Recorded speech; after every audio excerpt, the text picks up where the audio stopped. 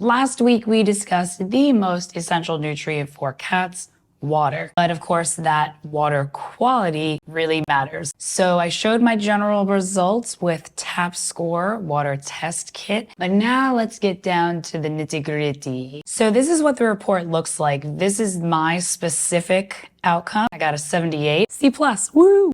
But interestingly, I did get higher than the US average of 77, and New York, where I live, the average is 73. So I got above average. So let's go to view all results and see the contaminants. Okay, so I've got chloroform in the water, so 28.6 parts per billion. And this right here is the benchmark. It exceeds the health goal of 0.22 parts per billion. So I have 28.6 and the health goal is 0.22. That is insane. So this is based on SLR, that stands for Simple Lab Recommendation. So Simple Lab is the company that does the testing. Then we have total THMs, more disinfection products, 30.6 parts per billion with a health goal of 0.32 parts per billion. Oh my gosh, this is insane. Then there's bromodichloromethane, another disinfection product. So let's see, the detection is 2 parts per billion. It exceeds the health goal of 0. So 0 is the health goal. Then there's also fluoride, copper, barium, manganese, and nitrate and sulfate. So these are the main contaminants that are found, but these heavy metals are actually below, it says better than the health goal. So 0.751 and the health goal is 0.8. I mean, it's pretty close to the health goal.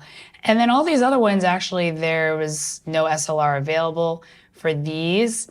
And then the rest of these, the VOCs, actually none detected. There's no arsenic or heavy metals or these heavy metals. Pretty surprising, actually. These are my results based on straight from the tap, city water, no aerator, no filter, just straight from the pipes. So I'm kind of surprised. But so this is based on Simple Labs recommendations.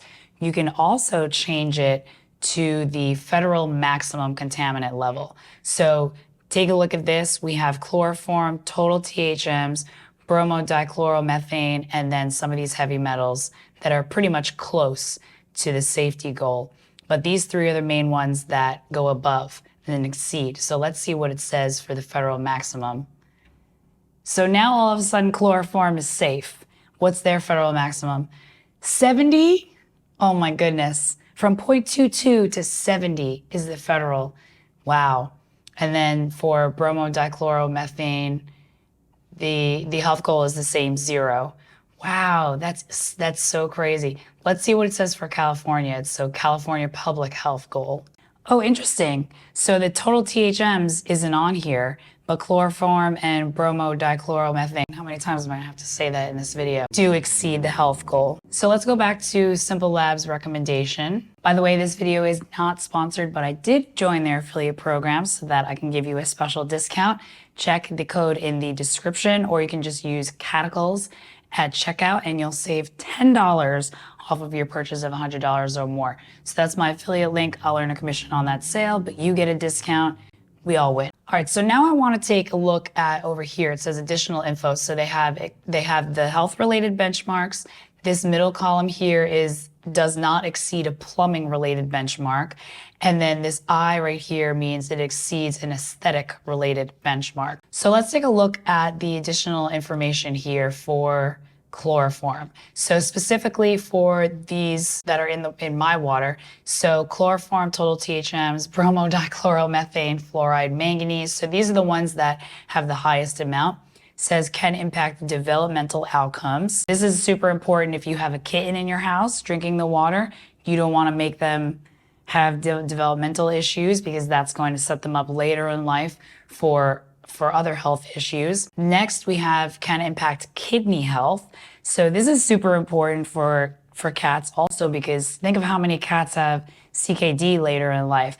And, you know, it is diet related, but water is also really important. As I mentioned, it's the most essential nutrient, especially for cats that have kidney issues. Because the vet usually give you a bag of fluids, right? Because your cat needs electrolytes, he needs hydration, AKA water. So this is really important to make sure you can test your water and treat it well because these are all really, really bad to impact kidney health. Can also impact immune system function. The immune system is really important for cats. That's the cat's line of defense against these issues. Can impact liver health. Liver detoxifies the body and helps clear out everything and filter the blood and from the digestive tract, produce proteins essential for blood clotting and other important functions. So it's like, these things are in the water, we have no idea. It also says potential or known carcinogens. Wow. And then fluoride can impact skeletal health. So again, growing kittens or lactating and gestating queens. Then copper and sulfate can impact GI problems. So maybe your cat has IBD. Check the water quality.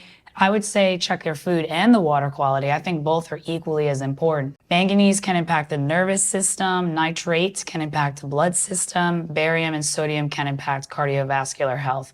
So maybe if your cat has heart issues or, blood clotting issues, gotta check that water quality. So this is the health benchmarks. Then you can go on the left to the aesthetics. So it'll tell you which things. So for my water specifically, manganese is a likely source of discoloration. Honestly, haven't really noticed discoloration like when I use filtered water, but now that I have these results, I'm gonna use a better filter. And I'm looking into reverse osmosis, but a countertop model. Because I live in an apartment, I can't make structural changes. My brother works in water sanitation, and he's been trying to get me to get a reverse osmosis, but I can't make any structural plumbing changes. So I've been looking at countertop models. If you're using any, let me know in the comments because I would love to check them out. Definitely will make a follow-up video about that. But sometimes when my water comes out, it is tinted yellow or brown. So this is where they'll tell you this is a likely source of discoloration is the manganese. They also tell you about your plumbing. Again, since I live in an apartment, I can't really do anything about this, but if you live in a house where you can adjust the plumbing, this is super helpful.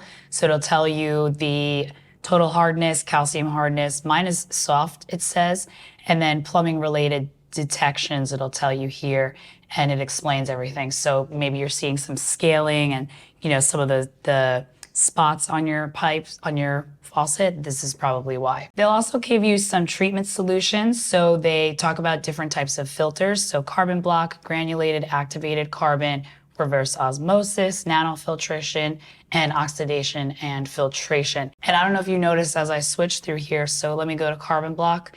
This will help 2 out of the 3 health benchmarks, 0 out of 1 of the plumbing, and 1 out of 1 of the aesthetics. So it'll help with the chloroform, the disinfection products. And if you go to granular activated carbon, it'll tell you, this is what it will reduce. This is not necessarily reduced. Then for reverse osmosis, it says 2 out of 3, so it would get the disinfection and the heavy metal manganese, and not necessarily reducing the total THMs. It also says point of entry recommended. Again, I have no control over my plumbing. Nanofiltration, that looks like it gets the least, and same with oxidation and filtration. This one doesn't get rid of any of the health benchmarks. So basically, based on my results, the best option would be carbon block, granular activated carbon, or reverse osmosis. So I'm gonna have to buy it, test it, and review it, make a follow-up video. I'll put that over Mya once I have all of that settled. But until then, I'll let YouTube decide which video you should watch next. Thanks for watching.